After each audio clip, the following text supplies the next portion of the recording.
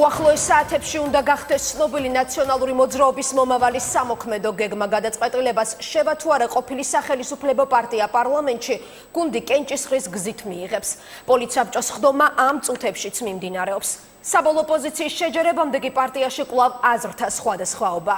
ლიდერების ერთი ნაწილი, მათ შორის გიგა ბოკერია, საკანონმდებლო ორგანოში საქმიანობის გაგრძელების მომხრეა, მეორე ნაწილი კი საპარლამენტო მუშაობის და მეორე ტურის ბოიკოტირების აუცილებლობაზე საუბრობს. მეორე რაუნდში მონაწილეობას ეწინააღმდეგება მიხეილ სააკაშვილიც, რომელიც თანაგუნდელებს დღეს კიდევ ერთი განცხადებით მიმართავს.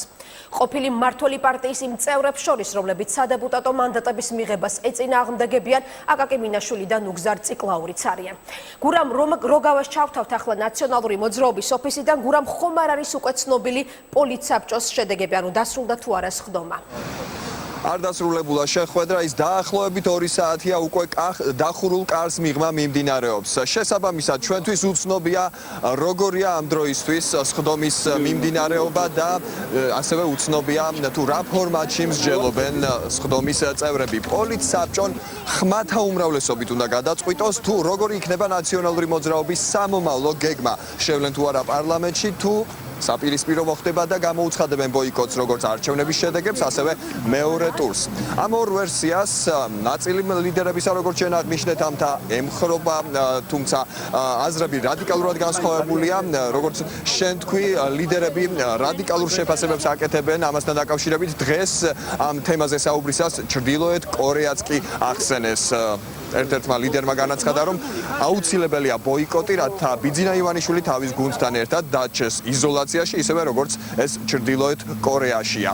რაც შეეხება სხვა შეფასებებს, თავად ნაციონალური მოძრაობის ლიდერებს არაერთხელ მოუწოდა მიხეილ სააკაშვილმა ოდესიდან, მისი პოზიცია ცნობილია, ის ემხრობა ბოიკოტს, თუმცა აქვე აღნიშნავს, რომ საბოლოო გადაწყვეტილება მისთვის მისაღები იქნება თუ ასე ვთქვათ პოლიცსაბჭო შეათანხმებს ამ გადაწყვეტილებას. არა მხოლოდ პოლიტიკურ ლიდერებში, არამედ თავად ამომრჩევლებსაც კითხავს აზრს.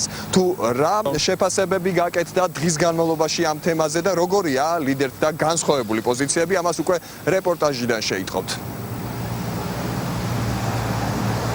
უნდა შევიდეთ პარლამენტში, იმიტომ რომ უფრო მეტი აქტუალიზება მოხდება იმ დარღვევებზე, რომელიც იყო და მათ შორის იმ ზოგადად დემოკრატიის უკუსლაზე, რაც ქვეყანაში მიმდინარეობს.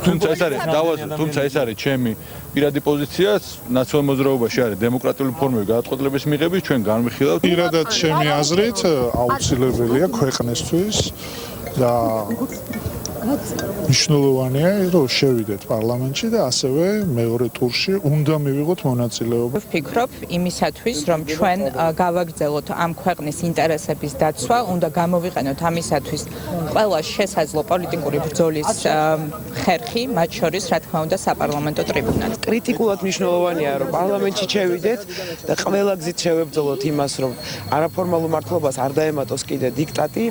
ამ ხელისუფლების აუცილებელია მეორე ტურებში ბოლომდე ბრძოლა. ეს არის აბსოლუტურად დემოკრატიული პროცესი, გადაწყვეტილება მარტივი კენჭისყრით. უმრავლესობის აზრს დაემორჩილება ყველა. ეს არის ის განცხადებები, რომელიც პოლიცსაბჭოს დაწყებამდე გაკეთდა პოლიტიკური ლიდერების მხრიდან. უფრო ცლად დღის განმავლობაში მათი პოზიციების შესახებ კი უკვე რეპორტაჟიდან შეითხოვთ. პოლიცსაბჭოს ხდომაზე დასასწრებად ნაციონალური მოძრაობის წევრებმა პარტიის ცენტრალურ ოფისში შეკრება საღამოს 18 საათიდან დაიწყეს. გუნდში აზრები ორადაა გაყოფილი. ერთიან პოზიციაზე ჩამოყალიბებას ნაციონალური მოძრაობა მესამე დღეა ცდილობს. მე მაგალითად ახალციხე ადიგენის მაჟორიტარი დეპუტატის პოზიციას, რომელმაც გაიმარჯვა ფაქტიურად არჩევნებში და მოუგო ბიძინა ივანიშვილს და სულს იქ არჩევნები. ვფიქრობ, რომ მას ჭირდება მხარდაჭერა და მასთან ერთად ღირს გავაგრძელოთ ბრძოლა. მეორე ტური გადაწყვიტოს ქართველებმა მიცემს თუ არა ბიძინა ივანიშვილის საკონსტიტუციო უმრავლესობას. კურაშვილებმა და ვაკელებმა გადაწყვიტონ იმას, რა ქვია, ჭორბილელ ხიხოს მიცემს თუ არა საკუთრებაში. ამ ხელისუფლების წინააღმდეგ ბრძოლა არის საჭირო ყველგან, პარლამენტშიც და პარლამენტს გარეთაც. ნაციონალური მოძრაობის პოლიტიკური საბჭოს ხდომამდე დაახლოებით 4 საათით ადრე პარტიის წევრებს სოციალური ქსელი Facebook-ის საშუალებით კვლავ მიმართა მიხეილ სააკაშვილმა. გუშინდელი ვიდეო მიმართვის მსგავსად ყოფილი პრეზიდენტი დღევანდელ წერილობით მიმართვაში ისევ იმეორებს, რომ მეორე ტურებში მონაწილეობის აზრს ვერ ხედავს. არჩევნების შემდეგ დისკუსია და კამათი ბუნებრივია, მაგრამ თითოეული ჩვენთაგანი სვალია, რომ ეს კამათი არ გადაიზარდოს ურთიერთ ბრალდებებში, თითის გაშვერებსა და განხეთქილებაში, რაც ასე სურს ივანიშვილს. რაც შეეხება არსებული გაყალბებების მექანიზმების პირობებში მეორე ტურში მონაწილეობას, ვიმეორებ, რომ ამის აზრს ვერ ვხედავ. სოციალურ ქსელში ამ მიმართვის გავრცელებამდე 1 საათით ადრე ბრიფინგი გამართა ნაციონალური მოძრაობის ერთ-ერთმა ლიდერმა გიგა ბოკერიამ. მისთვის ბოიკოტირების იდეა მიუღებელია. ჩვენი პოლიტიკური ძალა როგორც ერთადერთი გადაბურთულობასთან დაკავშირებული მთავარი პოლიტიკური ინტრიგა ისევ ინტრიგა რჩება მთავარი პოლიტიკური ინტრიგა ისევ ინტრიგა რჩება დარჩება თუ არა დარჩება თუ დატოვებს ტურში პარტიის წარმომადგენელთა ნაწილი მიიჩნევს, რომ მეორე ტურში მონაწილეობა და პარლამენტში შესვლა გაყალბებული არჩევნებისათვის ლეგიტიმაციის მინიჭებას ნიშნავს. როგორც ჩრდილოეთ კორეაში რეჟიმები, როგორც ჩინეთის რეჟიმი, როგორც საბჭოთა კავშირი თავის დროზე, ისინი უნდა იყვნენ მარტო, იმიტომ რომ არც ერთი პოლიტიკური ძალა არ არის პარლამენტში წარმოდგენილი რეალურად. ჩემი აზრი არის, რომ ჩვენ არ უნდა მივიღოთ მონაწილეობა მეორე ტურში არჩევნების, ივანიშვილი გამოიყენებს იგივე მეთოდებს.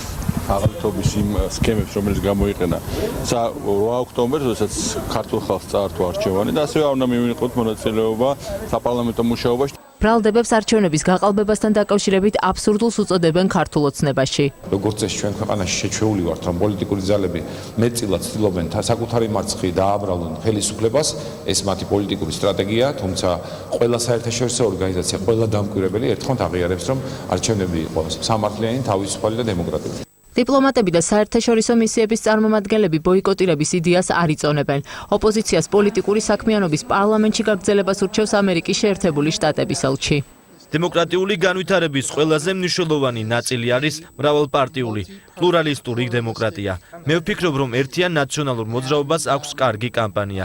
ისინი ამ კამპანიით ამაყები უნდა იყვნენ და მე მათგან ველი რომ ამ სიტუაციას მიუდგებიან მშვიდობიანი კუთხით. როდესაც დრომოვა დაიკავებენ მოპოვებულ მანდატებს, მაგრამ რა თქმა უნდა ჩვენ ჯერ კიდევ ჩართულები ვართ კამპანიაში და იმედი გვაქვს, რომ ცევიან ისე პროფესიონალურად, როგორც პირველ რაუნდში მოიქცნენ. ერთიანი ნაციონალური მოძრაობისთვის ბოიკოტისა და პარლამენტში შეუსვლელობისკენ მოწოდება სიგიჟეა. ეს ნაბიჯი მარცხისთვის იქნება განწირული და ამომრჩევლების ღალატს ნიშნავს. იმ შემთხვევაში, თუ ნაციონალური მოძრაობა ხმათა უმრავლესობით მეორე ტურში მონაწილეობასა და პარლამენტში შესვლაზე უარს იტყვის, მას შესაძლოა პარტიის ზოგიერთი წევრი მაინც არ დაემორჩილოს. თქვენ თავად მოისმინეთ, რომ ნაციონალური მოძრაობა ტოტალურ გაყალბებაზე საუბრობს, თუმცა ასევე მოისმინეთ, რომ საერთაშორისო და ადგილობრივი სადამკვირვებლო მისიები აღნიშნავენ დარღვევებს არ ქონია მასშტაბური ხასიათი, ანუ ის ვერ მოახდენდა საბოლოო შედეგზე გავლენას. ჩვენ ვკითხეთ ნაციონალური მოძრაობის ლიდერებს, თუ რაზე დაყრდნობით ამბობენ ისინი, როცა საუბრობენ მასიურ გაყალბებებზე, მათ აღნიშნეს, რომ საერთაშორისო ორგანიზაციებს, სადამკვირვებლო მისიებს ჯერჯერობით არ გააჩნიათ მექანიზმები იმისთვის, რომ გამოავლინონ მათი თქმით ახალი მეთოდებით გაყალბების სისტემა და ასევე როგორც დღეს ლიდერებმა განაცხადეს, საარჩევნო კომისიის ის წევრები, რომელიც ნაციონალურ მოძრაობას წარმოადგენდნენ, ხელისუფლებამ მოისყიდა. ეს არის ის არგუმენტები, რის საფუძველზეც ნაციონალები ამბობენ, რომ არჩევნები გაყალბდა. შესაბამისად, გაყალბებული არჩევნებიდან გამოწვეულ იმ თემებს, რომელიც ეხება პარლამენტში შესვლა არ შესვლის საკითხს, სწორედ ამ წუთებში განიხილავენ პოლიტსაბჭოზე, რომელიც როგორც გითხარით 2 საათია მიმდინარეობს და მისი დასრულების შემდეგ უკვე ცნობილი ხდება ნაციონალური მოძრაობის სამოქმედო გეგმის შესახებ. მადლობთ, ეს იყო გურამ როგავა, რომელიც ნაციონალური მოძრაობის პოლიტსაბჭოს ხდომის დასრულებას ელოდება.